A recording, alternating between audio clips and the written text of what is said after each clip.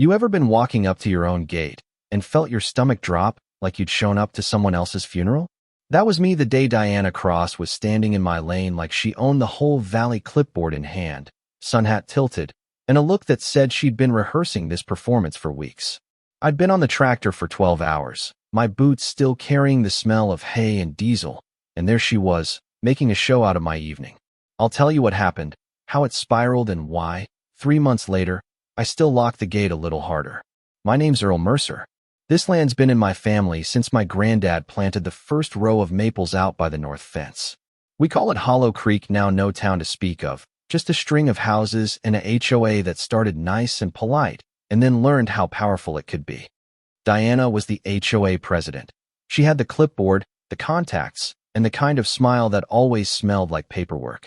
She believed in rules the way some people believe in weather, inevitable and always correct. She accused me of running a commercial operation out of my barn, unauthorized rentals. She called it and wanted to walk the property. I told her the property line, plain as a county map, didn't fall under HOA oversight. She kept talking like she knew better. That's what set me off, not the accusation, but the tone, that belief that she could rewrite reality with a pen and a stamp. I told her no. She told me she had the right. The dogs, Bear and Grizzle, heard the wrongness in her voice and circled the gate, low and wary. You can feel an argument coming in your bones, sometimes like the air tightens before a storm. That was the first act, the standoff. Diana pacing and reading clauses off her clipboard like a preacher, and me, hands in pockets, leaning on the gate because there was no point in escalating if you could walk away with your dignity intact. She snapped photos of my outbuildings, zooming in on things that look weird in a picture but are fine in person. She asked me questions in that clipped way that assumed guilt. I answered with plain facts. This land's private. The easement's recorded. You can't. She cut me off. A week later, I had to be out of town for work. I left the locks new, the cameras angled, and told the neighbor to keep an eye out. I didn't expect Diana to come back alone, sneaking around like a cat through a broken fence. That's when Act 2 hit, things you never expect to be the turning point of your life. She slipped past an unsecured corner, boots crunching on gravel, and when she stepped between the apple trees, the dogs went for her like a bell had rung. It wasn't violent like the movies, more chaotic than that. Bear lunged, Grizzle barked. Diana screamed like someone had yanked the rug out from under her authority. She hit the ground, and the phone in her hand skittered away, and in the space of 5 seconds, someone on the HOA Facebook was live streaming the whole thing. People love a clear villain and a clear victim. On the feed, it looked ugly. She said later she'd been shoved, that she'd been injured, and the sheriff came because in their eyes a woman on the ground is cause for sirens and paperwork. I watched the videos in slow motion now. I stared at them because my name was in the title bar and my face showed up in the doorway when I came home. You see yourself differently when someone else frames the clip. The neighborhood chatter exploded, opinions firing off like fireworks. Diana called it assault. I called it trespass. The HOA filed a complaint. Neighbors took sides based on which headline they'd first scrolled past. Here's the ugly truth about power. It doesn't care much about truth. It cares about narrative. Diana had a narrative clip, bruise, tearful camera, and I had a property deed. The middle of this story was 2 months of lawyers, boundary surveys, and the kind of bureaucratic noise that'll chew up your patience. I dug through old county records, found a survey from 1961 with my great-granddad's initials on the margin, and I recorded every camera angle from the yard. My friends helped. Frank from the next place over sat with me and said what needed saying in simple terms at deposition. Earl's place was always his place. There was also a scene that didn't end up on anyone's live stream the night Diana showed up at the community meeting and accused me of being dangerous, of running people off.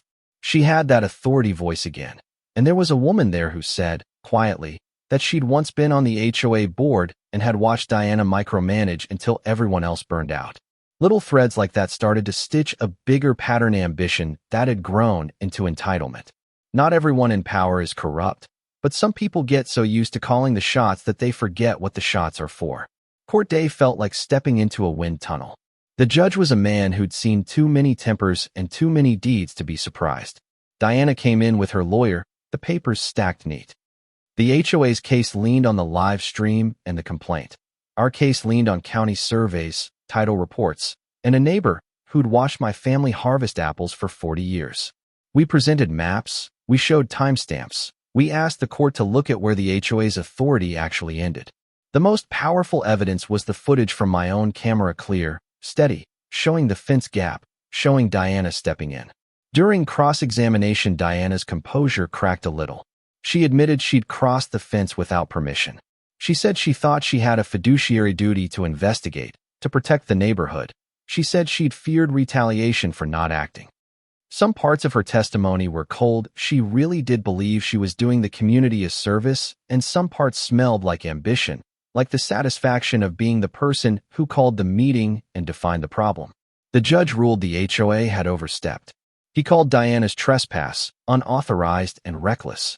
He dismissed their complaint, and, in a move that surprised half the room, he fined Diana for the false emergency call and ordered the HOA to reimburse part of my legal fees. That felt good in that narrow way justice sometimes does. It's tidy on paper. But justice in a town is more complicated than a ruling. People don't always change because a gavel says so. After the trial, there were consequences that weren't in the official files. Diana resigned from the board under pressure. Rumors followed. Some neighbors sent me notes, the small ones that say, "You were right." I didn't celebrate loud. I've learned that victory's more useful when it's quiet. I installed new signs, tightened the locks, and put up a camera where the fence was weak. I also walked over to Diana's place once, rang the bell, and handed her a folder with copies of the survey and the recorded conversations. She looked at them like they were foreign currency. We didn't hug. We didn't speak much.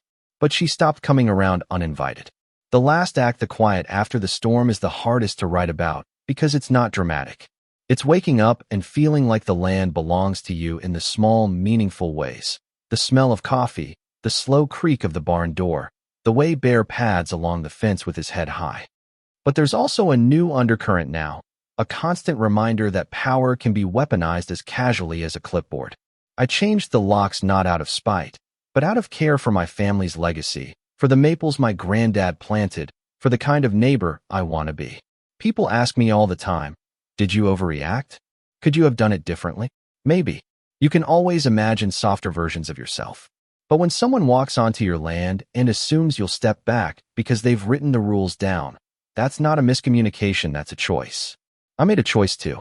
I chose to show up with facts, and when the facts were ignored, I chose to defend what was mine. So here's my ask. Tell me where you stand. When does community oversight cross the line into control? When does protecting neighbors become policing them? Drop your thoughts below. Tell me about a time you had to stand up for something that belonged to your family, or when you saw someone in authority go too far. Do you think the judge was right? Was Diana a villain or a person who lost her way? I want to hear the messy takes, the ones that don't fit neatly into right or wrong. If this story makes you feel something, anger, relief, suspicion, sympathy, say so. Share it, comment, and if you've got a similar story, I'll read it. We'll talk about it. Maybe we'll learn something about what community should mean and what it shouldn't.